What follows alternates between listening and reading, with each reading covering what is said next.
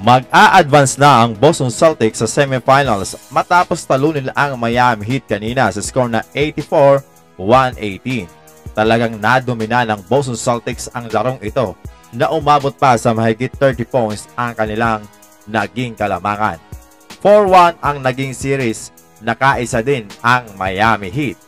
Trending tuloy ngayon itong si Jimmy Butler dahil matapos manalo sa Game 2 ang Miami Heat ay ipinost nito sa Instagram ang sinabi dati ni Jaylen Brown na huwag daw silang hahayaan na makakuha ng isang panalo. Pinalitan ni Jimmy Butler ang mukha ni Brown ng kanyang mukha ng naka-Boston Celtics uniform. While after ng post na ito ay hindi na nanalo pa ang Miami Heat, kumbaga naging 0-3 mga amigo. Ipinost ito ni Jaylen Brown last season nang matalo sila ng Miami Heat 3 times in a row. Pero after ng post na to ay nanalo sila ng 3 beses, kaya umabot pa ang naturang series sa Game 7 at natalo sila. Another blowout loss naman ang inabot ng Clippers sa kamay ng Dallas Mavericks. 93-123 ang naging final score. Pinangunahan ni Luka Doncic ang Dallas Mavericks with 35 points, 7 rebounds at 10 assists. Mga 7 minutes and 25 seconds mark sa 4th quarter ay nagsimula lang nagsipag-alis ang mga fans matapos umabot sa 27 points ang kalamangan ng Dallas Mavericks.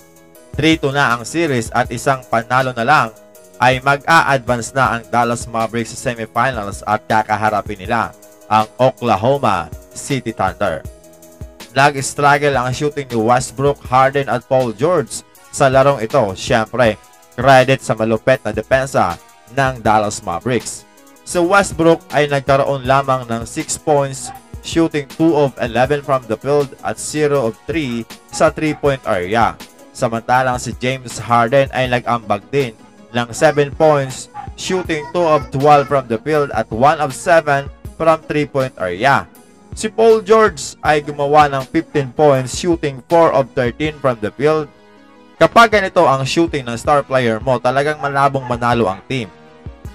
Matapos matalo ay sinabi ni Coach Stylo na hindi lang naging maganda ang kanilang all-around game. So kailangan pa daw ng Dallas Mavericks manalo ng 4. So ibig sabihin hindi pa tapos ang series na ito mga amigo. Pwede pang manalo dito ang Los Angeles Clippers. Medyo hindi pabor sa kanila ang pagkakataon dahil ang Game 6 ay gaganapin sa Dallas Mavericks, kaya paniguradong sisikapin ng Mavs na maipanalo na ang laban na ito.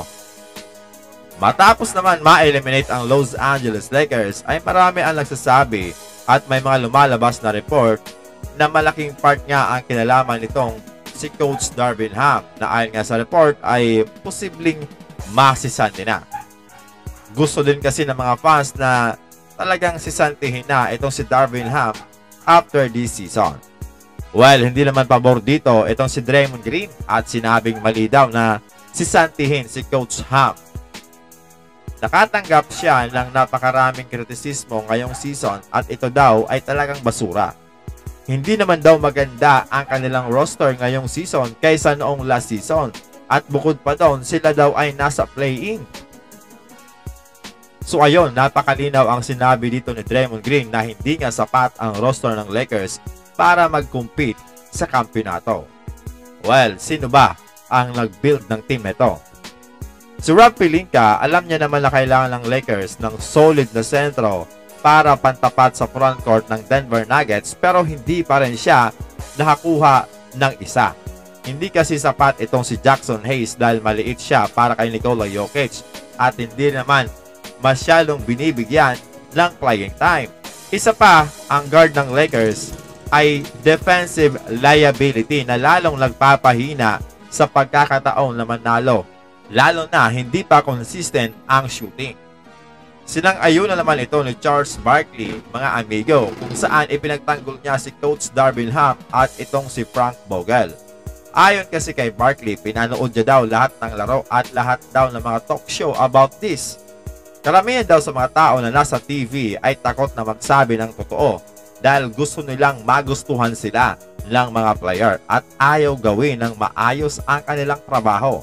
Sa lahat daw na nagsasabing ang rason kung bakit masama ang Lakers at ang Phoenix Suns ay dahil kay Darvin Ham at Frank Vogel, ay hindi daw nito alam ang kanilang pinagsasabi. Si Coach Vogel daw at Darvin Ham ay talagang maayos na coach. Ang totoo daw na rason kung bakit masama ang Lakers at Suns ay dahil sa kanilang mga players. Kayo mga amigo, ano ang masasabi nyo dito sa pinagsasabi ni Charles Barkley?